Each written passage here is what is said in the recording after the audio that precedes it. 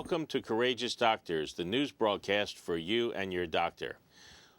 During this time, we will look at Obamacare updates, other interesting healthcare news, and even safety tips. Now let's begin. From the Associated Press, we see that the Supreme Court ruled that corporations now have the same rights as individuals to refuse coverage for contraception on a religious basis. In Fox News, the U.S. Court of Appeals is ruling on the legality of the federal insurance exchanges to offer tax subsidies. Right now, tax subsidies are only legal through the state exchanges. In the Star-Ledger, reporter Kathleen O'Brien reports that 10,000 people in New Jersey may lose their subsidies on the Obamacare if they don't refile on their immigration status. So please get that in right away. Huffington Post shows that the average increase in insurance for Obamacare this year will likely be 8.2%. The Los Angeles Times is reporting that Anthem Blues is being sued over switching consumers to narrow networks in order to limit doctor and hospital choice and save money. The Washington Times reported a study from the Robert Wood Johnson Foundation that found that states refusing to expand Medicaid accounted for 4 out of every 10 uninsured patients last year. The Associated Press showed that Mr. Dickerson, the Google executive that fixed healthcare.gov, has agreed to remain on as the Deputy Chief Information Officer for all of the government IT problems. Good luck to him. Star-Ledger is reporting on a bill in the New Jersey State Assembly to form MEWA. Those are multiple employer welfare arrangements. These pool self-insurance companies to lower the cost to the employees. These pools work if the investors don't leave. The Associated Press is saying that the Veterans Administration Centers are now willing to pay for visits to private doctors to decrease lengthy waiting times. The Star-Ledger shows that Obama may withhold funds to the Federal Food and Stamp Funding Act, which is the Supplemental Nutrition Assistance Program, because states are too slow to sign up their needy children. Right now, the feds cover one half of the cost, states cover the other half, and participation in food stamps increased from over 300,000 in 2010 to over 430,000 this past year in New Jersey. Now let's move on to other healthcare news. In the Star-Ledger, the United Nations is calling the Ebola outbreak a public health emergency. 1/2 of all those infected have died. Right now, it is being contained in West Africa. The CDC says that the infection is spread only through close contact with infected body fluids and not by air, food, or water. Additional information on protection against this virus will be presented at the end of this newscast. In the Star-Ledger, we see that the drug ZMapp, ZMapp, has been tried on 7 Ebola cases and has saved the lives of 5 of them. 20 volunteers now with the Army Medical Research Institute will be trying out a brand new Ebola vaccine. I wish them luck. The government is vaccinating immigrant children here in the United States at the border for flu and pneumococcal disease, as well as other routine vaccines. Apparently, the flu peaks in the summer months in Central America. Cases of pneumococcal pneumonia have been reported in the border shelters. The CDC is investigating undiscovered vials of smallpox that was stored for many years in an unknown laboratory area. ABC News has said that the Florida Health Department is now warning of a flesh-eating bacteria endangering swimmers in their oceans who have cuts in their skin. The bacteria, Vibrio vulnificus, is related to cholera. The Associated Press is mentioning that some people who were bit with the Lone Star tick have developed an allergy to red meat. Apparently, a sugar that's found both in the tick and the red meat have a crossover So your body thinks it's fighting the tick, and it's really fighting the red meat. In Bloomberg News, we see that there's now an experimental vaccine developed against dengue fever. Dengue fever is a mosquito-borne illness that's on the rise in the Caribbean islands. The Washington Post discusses the FDA approving drugs called biologicals that are made of live organisms rather than from chemicals. These biosingulars were given that name because no two drugs are exactly the same. In the Star Ledger, there's a report of a student from Montclair State University who received her funding online, which is unusual. She's tracking the birds in New Jersey that carry Lyme disease. In USA Today, we see the report from the American Academy of Pediatrics, which is trying to get high schools to start at later times to give students more time to sleep. Hi, my name is Marla Gruber, holistic health coach, smile expert, founder of the WIN program for children, a yogi trainee, and a mom to 2 teenage children. I'm excited to introduce into Dr. Barry's office my services of increasing your child's positive energy. My goal is to get the body comfortable so it can function at its full potential, enabling them to smile from the inside out daily.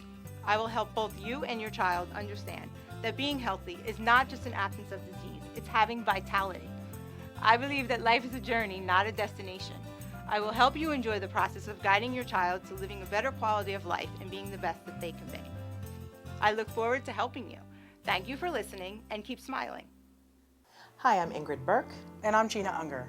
Gina has known Dr. Barry in a professional and personal capacity for many years, and we are thrilled to be in his building. We are psychotherapists and we offer mental health counseling for ages 12 and up. We do individual, couples, and family counseling. We're also excited to say that we have groups that we have for teenage boys and girls for social skills, anger management, and self-esteem building. If you need to reach us, check us out at lifeworksnj.com. Our phone numbers are also listed on that website if you'd like to contact us. Thank you. Thank you.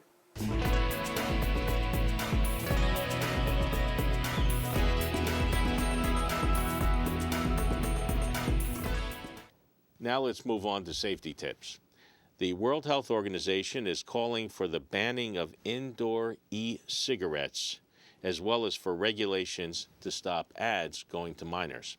In ABC News, we see that Toledo, Ohio's drinking water was contaminated from algae in Lake Erie, and this was due to farm runoffs. The Washington Post has looked at a study in the Journal of Palliative Medicine that shows 1 out of every 3 patients have left hospice care before dying. This is either because it was too expensive or because someone mistakenly thought they were going to die. In Newsday, the National Research Council says that styrene foam cups might cause cancer. ABC News has looked at the powdered form of caffeine that is now being marketed as a dietary supplement. It's very dangerous, and 1 teaspoon equals 25 cups of coffee. The Associated Press has said to be careful of tattooing because some inks are contaminated by bacteria. In the Star Ledger, female athletes are reported to be more prone to knee injury and should be very careful to strengthen and do leg stretches, especially for their knees before exercise. And finally, the Wall Street Journal is reporting on the Federal Drug Administration, the FDA, who warns that the new listing for gluten-free foods, which is less than 20 parts per million, won't be out for another year. And now for an editorial. There are 2 main issues that I'm concerned with today. One is the Center for Medicare being willing to pay for American-made medicines instead of only cheap generic medicines, most of which come from China, India, and other unprotected sources.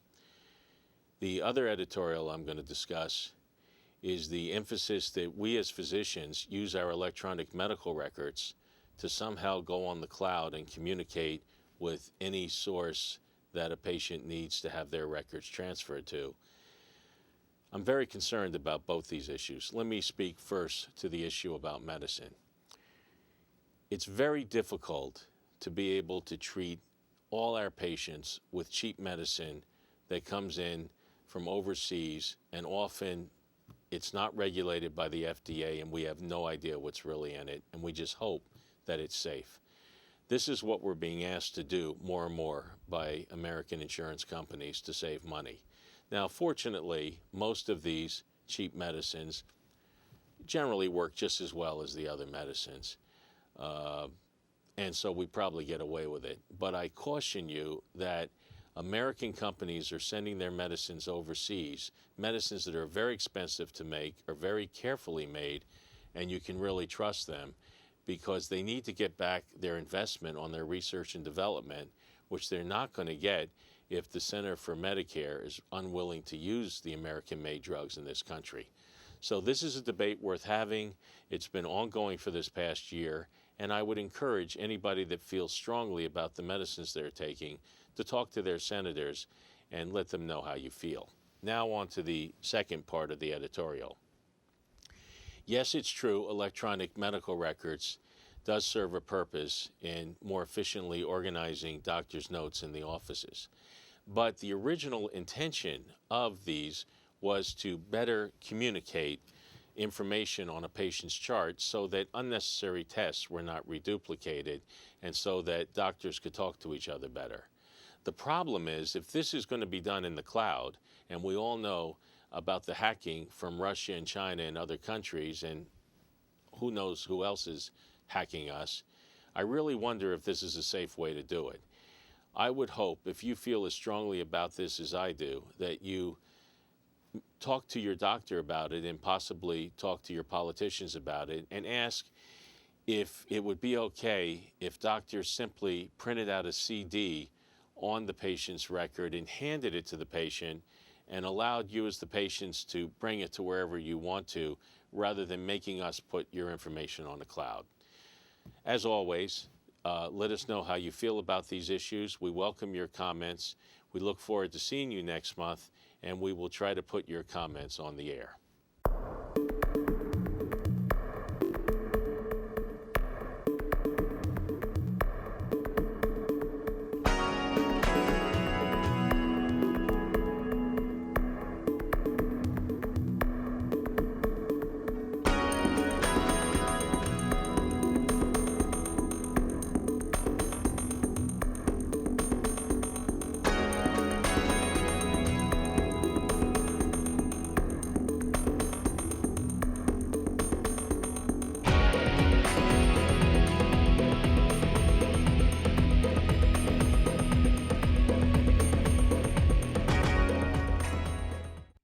I'm Lou Cicenia. And I am Daisy. And check us out at the Greater Jersey Buzz. At broadbandboxoffice.com. Broadbandboxoffice.com. Remember that. The finest talent in the world are on these microphones every month. I kid you not. Yes, we will have a variety of different guests ranging from comedians, entertainers, singers, politicians, you name it. We're going to bring it to you with light conversation, a lot of information, but most of all, a lot of fun. Check us out at the Greater Jersey Buzz. And you'll see Daisy, too. And you'll see Lou.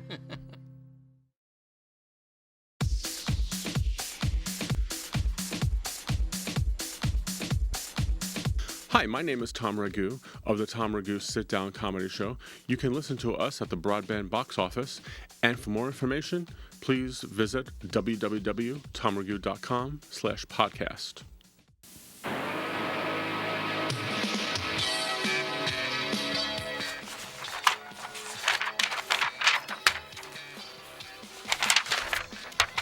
It's the Mark Daisy Show, filled with gifts, fun, and surprises, and $20,000 in cash for every viewer. Well, maybe not. But we do talk about stuff and things that you might want to think about after, before, and during the show. It's engaging, at least. So come by, won't you? We're here at Facebook, on iTunes. We broadcast from VK Media right here on the East Coast, and we're part of broadbandboxoffice.com. Check us out, come by, like us, do what you can, spend some time, take some time off, sit down, have a viewing. It's happening, it's now, it's controversial, or maybe not. But we could use a couple of more viewers, maybe starting with you. Won't you?